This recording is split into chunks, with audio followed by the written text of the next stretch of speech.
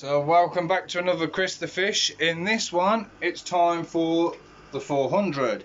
We've got something new to add to it. In actual fact, two new things to add to it. So I finally bought a UV bulb off Amazon, so hopefully that will fit into the filter and that will help keep the water a little bit clearer. I've had that filter now, I don't know, 3 years, and the first bulb, because I bought it brand new, only lasted about 6 months and I just never replaced it. Hopefully I've got the right bulb, I'm about to find out. But then I've also got a big addition to add to the 400 as well. So take a look at it now, because it's going to be changing. Alright, so the first thing I've got to do, there's the filter. I've labelled my plugs like a clever clogs. So unplug the filter, lift up the catch without snapping it, take the hose out, then thankfully this one's got a handle, so whoop, not a good start. Right, so now I've got it out, cleaned up all the water that's just spilt out of it, and then should be as simple as lift the lid. You can see where the bulb goes. Hard to believe I've not long cleaned this filter, but now I've got to take the bulb out and see if the other one replaces. But first I've got to get my bucket and put that over the bucket, because it will pour everywhere. There's always the water that's inside the head. Alright, so now that I've got it out, I've got to undo all the screws around it so that I can take the casing off and take the cover off. Okay, so now I've got the cover off, we should be able to, there we go, just take the bulb off. Always as well, whenever I take these off, I always like to take the impeller out just to give that a good clean as well, because of the amount of poo that's going to be going in there. You can see the water's pretty clear, but you have got all the build up of poo that's come into the filter pad. So now, fingers crossed, we're going to test this bulb and pray that it works.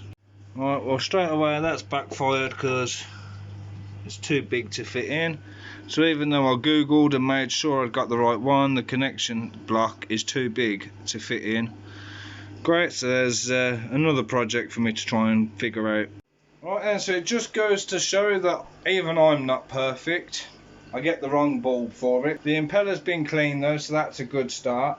The only downfall to when you have to mess with the filter is then the tank goes all cloudy and dirt because of all the crap that's in the hose or what's in the spray bar. But thankfully for what's going in there, I've got to do a water change anyway. So make sure you hit subscribe and make sure you keep watching. Alright, so I've done what's going to be a short water change, and you'll notice there's a lot of things been taken out. You might have an idea now of what's going to be getting put into the tank. For a change, it's actually not a fish. And now it's time for the big reveal. Ta-da! So we have got a massive new slate cave in there, the biggest one of all of my slate caves. And also, for the OGs that have watched all my other videos, you'll recognise it. It used to be Adam's, but he's now gifted it to me because he's changed the style of his tank. I've kept this rock on top just because there was no floor space and they seem to like it, as you can tell. And then I've kept the wood in there as well, just for the natural. It may look a little bit cramped, but I'm going to see how they get on. It definitely looks a lot better in my opinion anyway. Let me know what you think down below. I'm just about to top this tank up. And then I've also made a couple of changes in this tank as well.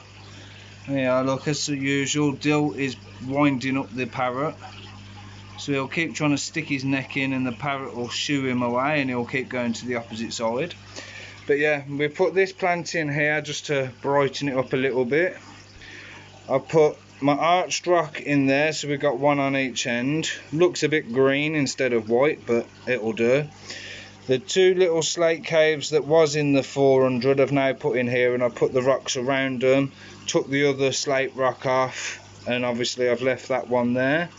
And then I've put a plant in here and a couple of plants dotted around just to kind of brighten it up and change it around slightly.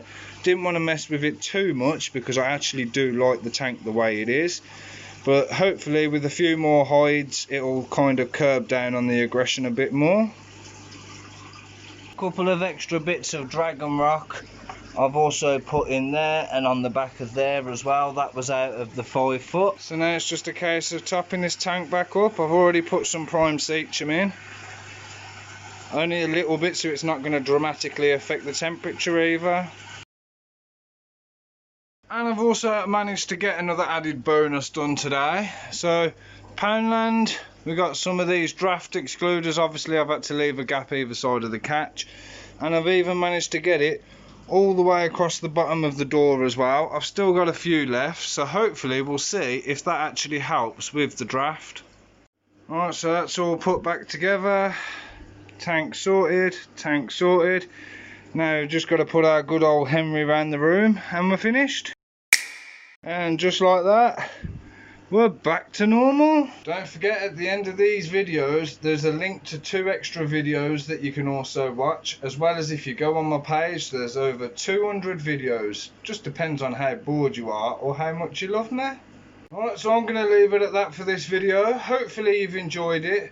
You've seen me fail, you've seen me succeed. My god, you've even seen that I do some cleaning.